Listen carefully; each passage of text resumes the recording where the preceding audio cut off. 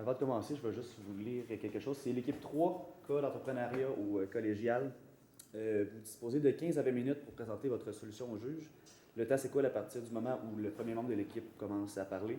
Je vous montrerai le temps restant à l'aide des cartons. Il restera 10 minutes, 5, 3, 2 et 30 secondes. Si l'un des membres continue à parler après le décompte, je vais arrêter la présentation immédiatement. Si vous faites moins de 15 minutes, vous perdez un point par tranche de 30 secondes que vous ne faites pas. Les juges bénéficieront ensuite d'une période de 5 minutes pour éclaircir votre solution.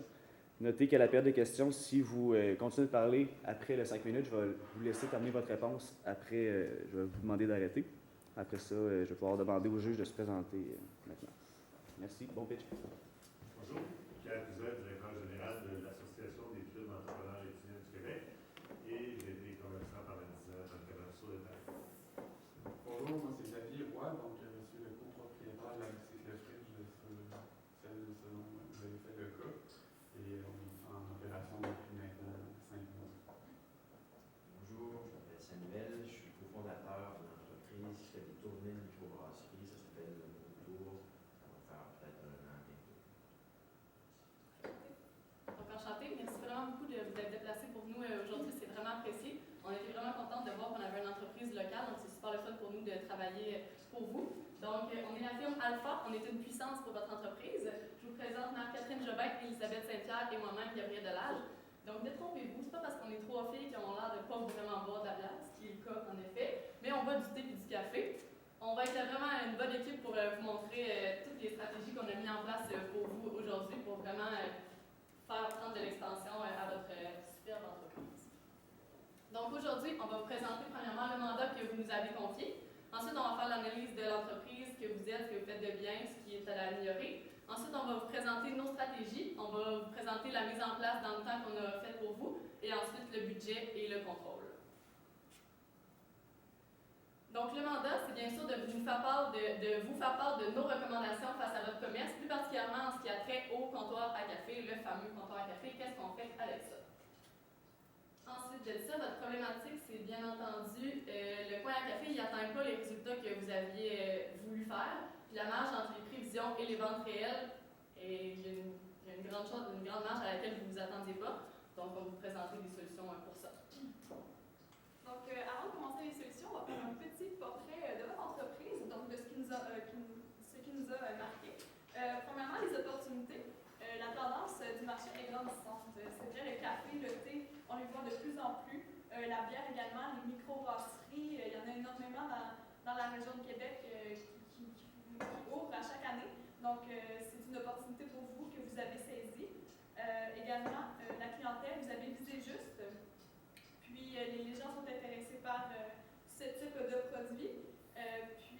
Finalement, vous avez une longueur d'avance en ce qui est de la variété de café, de thé et également de breuvage, de bière que vous avez dans votre boutique.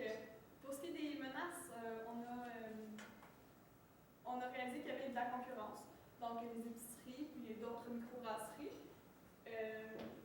Puis également, les clients ont fait connaissance des produits.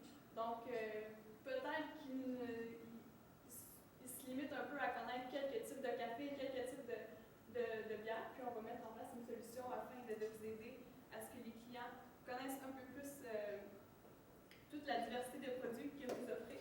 Donc, pour ce qui est de vos forces, la qualité de vos produits, la diversité de tout ce que vous offrez, l'originalité, qui est en fait de mixer café et bière, qu'on ne voit vraiment pas beaucoup présentement à Québec. Vous avez des employés qui sont forts dans le conseil, qui connaissent les produits, donc c'est très bien, c'est une valeur ajoutée, les clients qui se font conseiller, c'est super, on ne voit pas ça souvent pour ce qui est de la bière, puis du café également. Puis vous avez des prix très abordables. Vos défis, on a remarqué qu'il n'y avait peut-être pas de permis d'alcool, une vente de café qui est minime par rapport à la vente de bière, puis un manque de notoriété. Donc, vous savez vraiment cibler bien votre clientèle. Donc, les étudiants passionnés qui sont vraiment qui sont proches de votre endroit. Ensuite, les résidents curieux, puis les personnes d'affaires. Donc, vous avez vraiment bien ciblé votre clientèle, qui était vraiment une des questions que vous nous posiez. Est-ce qu'on s'est trop éparpillé? Est-ce qu'on a bien fait notre ciblage de clientèle? Je crois que oui, parce que c'est quelque chose c'est un besoin qui peut être comblé par plusieurs parcelles de la clientèle. Donc oui, vous avez bien ciblé votre clientèle. Ensuite, dans le fond, tout au long de notre présentation, on va se baser sur un axe qui est vraiment le conseil. Ce qui vous différencie selon nous de vos concurrents, c'est le conseil que vous offrez à vos clients. Dans le fond, chez IGA, je ne peux pas me faire conseiller sur ma bière spéciale. Je peux pas, tu sais, je vais me commander une dose de course puis je vais sortir avec ça puis ça va être tout. Mais vous offrez vraiment quelque chose de plus. Donc, on va vraiment miser sur votre plus tout au long de la présentation pour vous présenter des stratégies qui vont vers le même axe qui est vraiment le conseil. Donc, comme l'a mentionné Gabriel, vous avez vraiment visé une belle clientèle. Cependant, on croit peut-être que le comptoir café, principalement, c'est peut-être pas la meilleure façon de les atteindre. On va peut-être juste refaire une restructuration de ce comptoir-là pour mieux atteindre votre clientèle.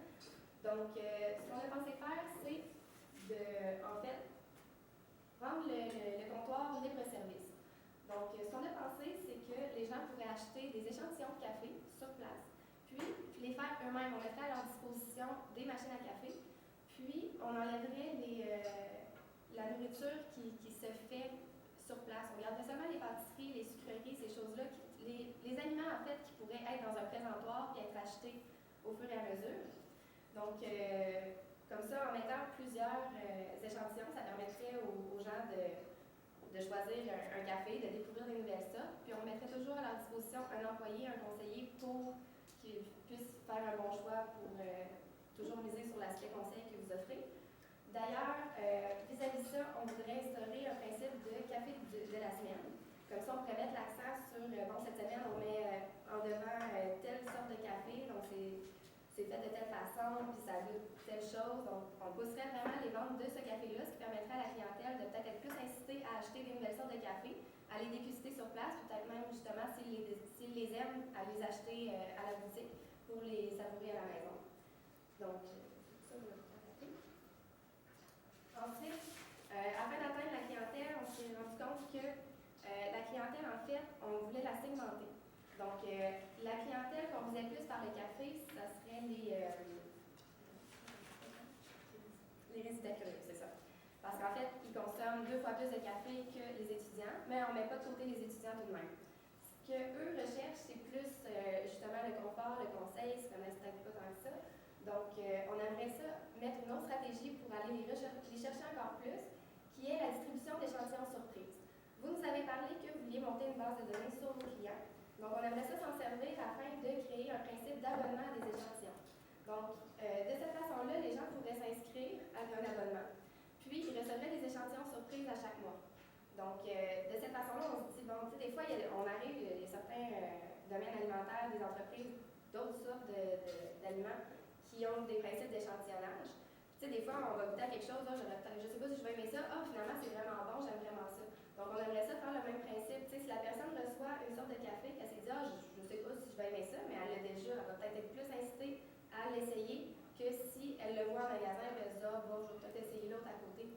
Comme ça, on pourrait vraiment inciter les gens à découvrir plus de sortes de café, puis à les faire découvrir justement des sortes qu'ils n'auraient pas pensé aimer, qu'ils vont aimer, puis qui vont peut-être pouvoir justement venir se procurer en boutique par la suite. Donc, on a pensé à 3 types d'abonnements. L'abonnement bronze, l'abonnement argent et l'abonnement or. Donc, l'abonnement bronze est moins cher parce que dans le fond, on mettrait par exemple 4 échantillons de café qui constitueraient les 4 échantillons de la semaine du mois à venir. Tandis que l'échantillon or, on pourrait rajouter par exemple des petites sucreries à l'emballage. Puis ça serait tout livré par la poste. Donc, les gens le recevraient chez eux dans le confort pour les faire, puis ensuite se procurer les cafés qu'ils désirent par le biais de la boutique. Maintenant, on a parlé du café. On va maintenant parler côté bière. Qu'est-ce qu'il en devient? On ne va pas beaucoup faire beaucoup de restructuration par rapport à la bière pour le comptoir. On veut en fait plus miser sur la bière, faire connaître les clients les divers goûts, la diversité que vous offrez. Donc, on avait pensé à des ateliers de dégustation payante. Donc, pour 20 $, vous pouvez arriver soit de 17h à 18h ou de 18h30 à 19h30. Donc, c'est un atelier qui dure de 1 heure. Et dans cet atelier, vous avez des dégustations de plusieurs types de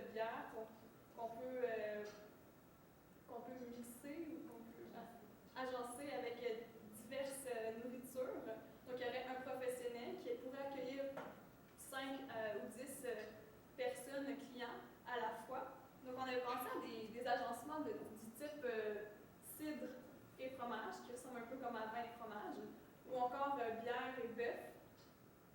Des petits morceaux de bœuf pas chauds, mais plus froids avec des petites trempettes, des choses comme ça.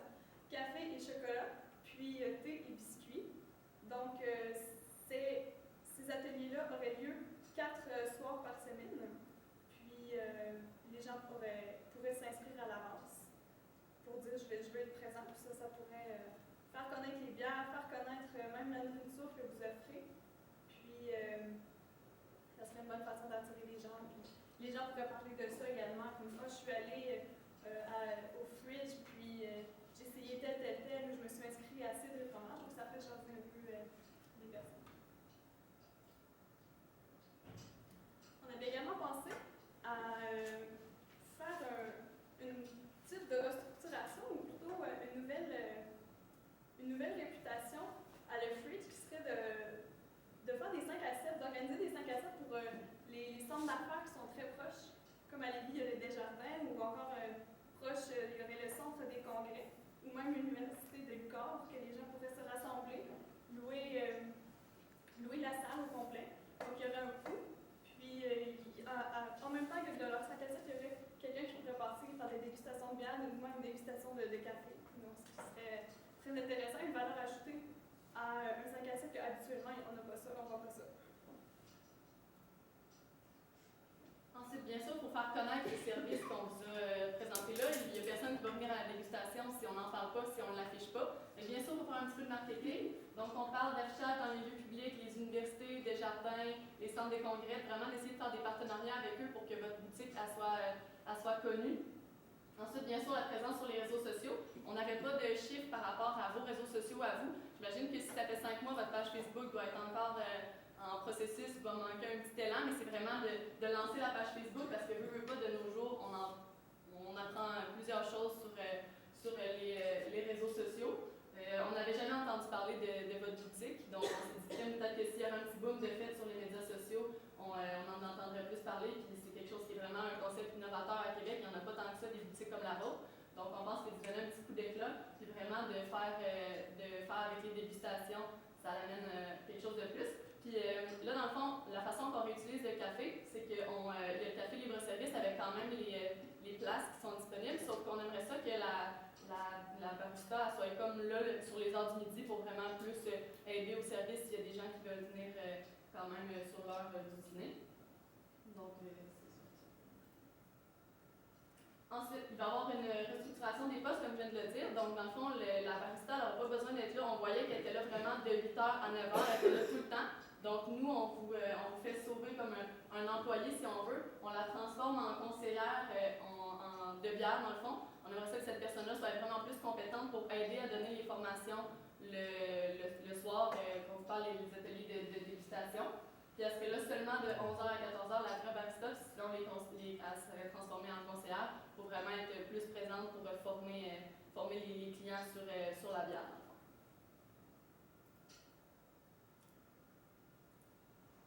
Par rapport à la mise en place, donc à court terme, il va y avoir quand même plusieurs choses qui vont être mises en place, des choses quand même un peu faciles d'approche. Donc le café libre-service, ça va être tout simplement de faire un ménage derrière le comptoir. On n'offre plus les cafés, il n'y a plus les cafetières ou la machine à espresso, machine à cappuccino et tout ça. On achète par contre des cafetières libre-service très faciles d'accès, que la personne donc, va mettre le café dans le fil puis s'offrir ses propres cafés. Par la suite, il va y avoir les affichages. Donc, immédiatement, de faire affaire avec des entreprises d'imprimerie ou même un graphiste pour afficher dans Desjardins, l'université, etc. Il va y avoir 5 à 7, donc tout simplement annoncer aux clients que maintenant il est possible de faire des 5 à 7, de réserver la salle et d'avoir droit à des échantillons. Puis il va y avoir effectivement les dégustations de bière. À long terme, donc on pense qu'il y aurait la distribution des échantillons, comme Elisabeth le dit, donc de café, de chocolat avec les membres bronze, argent et or, qui créerait également la base de données.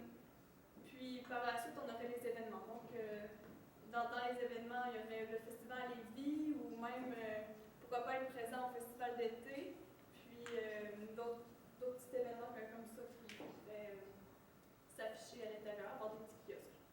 participation aux événements, dans le fond, il va amener une clientèle. Vous pouvez toujours offrir les dégustations sur les lieux des événements, offrir vos produits, offrir l'opportunité de s'inscrire aux autres dégustations que vous faites en magasin. Donc, vraiment l'opportunité d'en apprendre plus sur votre boutique, puis d'instruire les gens pour ce qui est de la bière, du thé, du café. Tu sais, vous êtes une boutique, mais qui peut vraiment se transformer en établissement de formation pour les gens qui veulent vraiment en apprendre plus, qui veulent découvrir des nouvelles choses. Parce qu'il n'y a pas grand... Moi, j'aimerais ça, découvrir la bière, par exemple. J'aimerais ça plus m'intéresser, en boire plus, puis découvrir plus de choses. Bien, ça serait vraiment le genre d'endroit vers lequel je pourrais me diriger pour en apprendre plus sur la bière, plus que chez IGA, puis aller acheter une caisse d'un produit que je ne sais pas vraiment c'est quoi. Donc, vous pourriez vraiment miser là-dessus lors des événements spéciaux ici.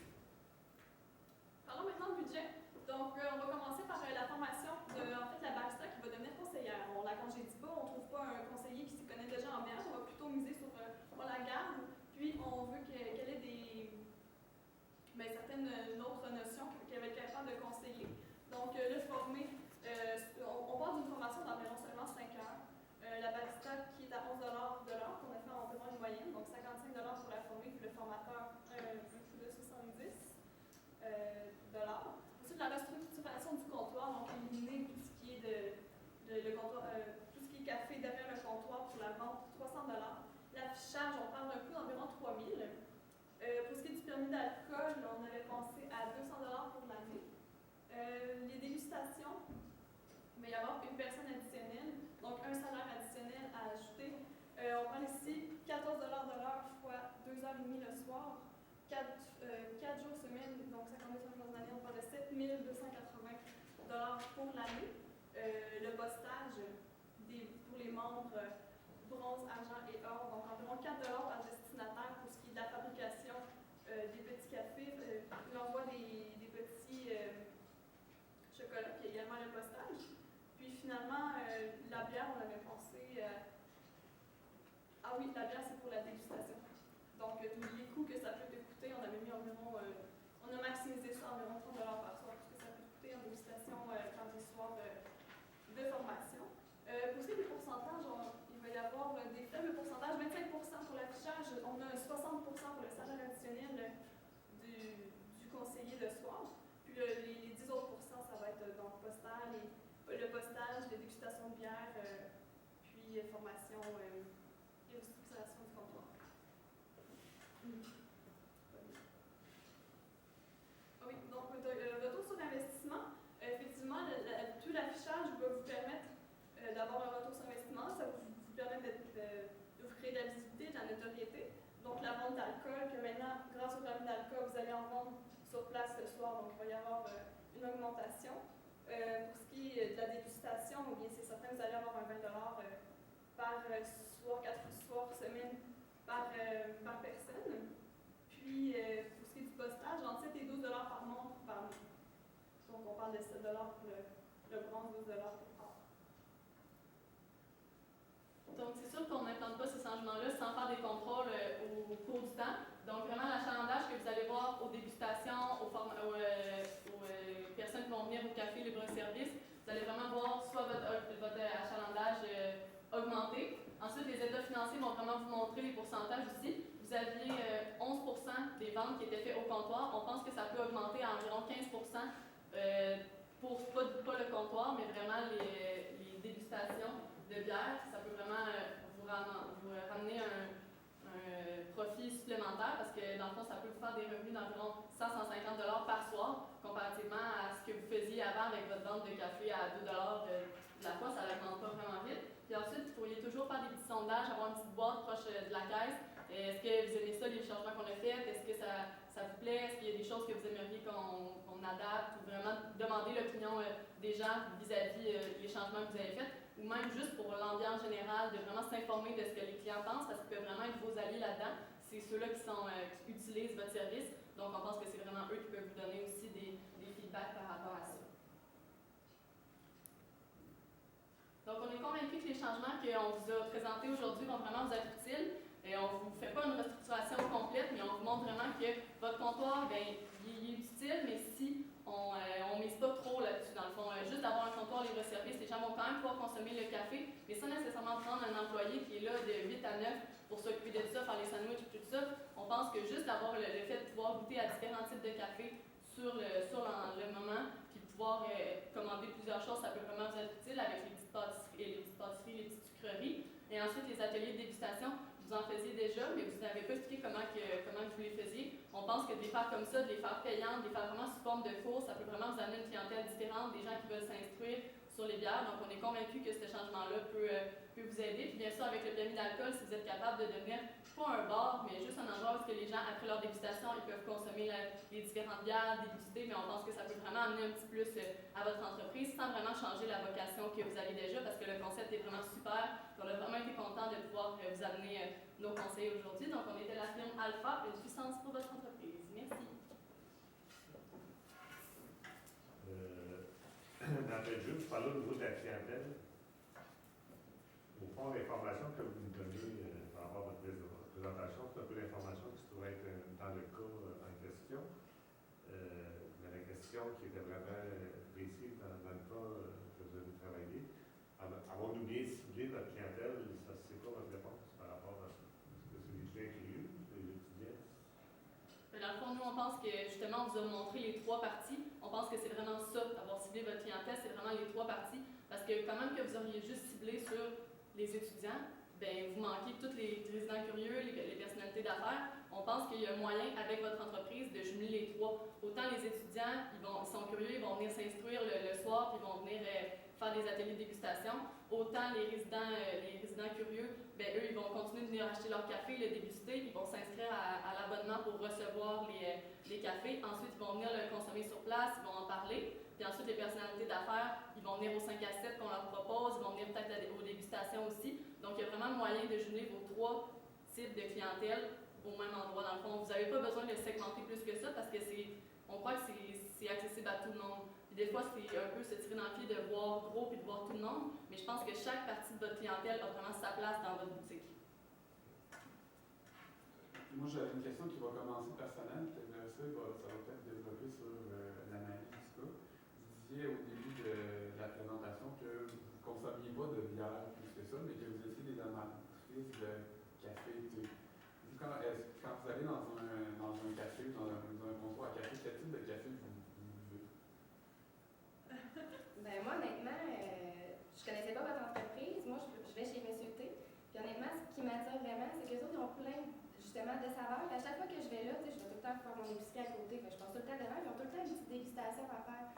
Donc, à chaque fois, je prends le petit échantillon, puis je goûte. Puis souvent, c'est des saveurs que je me dis, j'aurais jamais pensé à goûter à ça. Pain d'épices, un peu de pain d'épices, jamais je l'aurais acheté. Mais tu sais, j'y goûte, puis je trouve ça super bon. Fait que, dans le fond, il n'y a pas de saveur. J'en ai à peu près 10 sortes chez moi, puis c'est toutes des saveurs complètement différentes. C'est pour ça qu'on vous a apporté une stratégie qui vous aide vraiment sur montrer les différentes sortes pour aller chercher vraiment des nouvelles découvertes dans le fond. OK, ben, dans le fond, moi, l'optique que je voyais, c'était qu'on abolissait la machine espresso quand que dans un comptoir à café standard, la machine espresso, c'est la méthode. C'est là où ce que l'argent se fait. Puis, si on fait un comptoir libre-service qui est à l'intérieur d'une boutique, ça résume à dire qu'on fait un comptoir service à l'auto, mais qu'on sort de l'auto pour rentrer et prendre son café. Est-ce que vous voyez ça un peu comme ça? De comprendre le type que vous voulez. Ben, si c'est un comptoir libre-service à l'intérieur, c'est un peu comme si c'était un comptoir service, mais à l'auto, mais il faut que les gens rentrent à Non, c'est qu'on gardait les tables. Okay. C'est juste qu'ils font leur café et ils se font conseiller quand même. C'est juste ça, là, ils ne sont pas obligés de partir, on garde toutes les tables. Dans le fond, on va les utiliser pour le café la journée, plus tard dans l'après-midi aussi. Puis le soir, ça va être les mêmes tables pour la dégustation. C'est juste qu'on veut optimiser cet espace-là, vu que juste le comptoir café présentement, il ne va pas chercher tout le potentiel qu'on voudrait aller chercher. Puis j'ai une question, si on demande un permis d'alcool, est-ce qu'on fait quand même à 21 ans? Est-ce que le gros d'un service d'alcool se fait avant 21 heures ou après? Je pense que vous pourriez le voir plus à long terme, ça, de vraiment voir les ventes, qu'est-ce que ça apporte à partir de, mettons là, vous allez avoir les dégustations. Les dégustations terminent vers 19h30. Fait que c'est vous, je pense, qui va être capable de voir en mesure, de voir l'impact que ça a, les ventes, à quel point ça les fait augmenter ou non. Je crois que si vous vous rendez compte que d'avoir un permis d'alcool puis de faire les dégustations, puis que ça amène une autre clientèle, une clientèle différente, une clientèle qui reste après sa dégustation pour boire une bière qu'elle a aimée pendant la dégustation, si vous voyez que là, crime, ça pourrait lever puis continuer après 11 heures, pourquoi pas le continuer comme ça sur l'optique d'un genre de pub, si on veut, puis que les gens peuvent goûter différentes bières. Mais si vous voyez que les gens y consomment après leur dégustation, puis que ça s'arrête à ça, ben vous arrêtez à ce moment-là. Mais sinon, vous pouvez continuer à faire de la publicité pour justement rester ouvert jusqu'à plus longtemps. Puis c'est vous qui va voir à quel point vous n'avez pas encore vu qu'est-ce que ça donnait d'avoir un permis d'alcool. Donc, selon nous, ça peut vraiment être bénéfique que vous amenez des ventes plus élevées que de la vente de café, mais sans abolir le café parce que ça amène une différente clientèle. Nous, on irait probablement pour le café, le thé, puis une autre clientèle irait pour la bière, tout ça.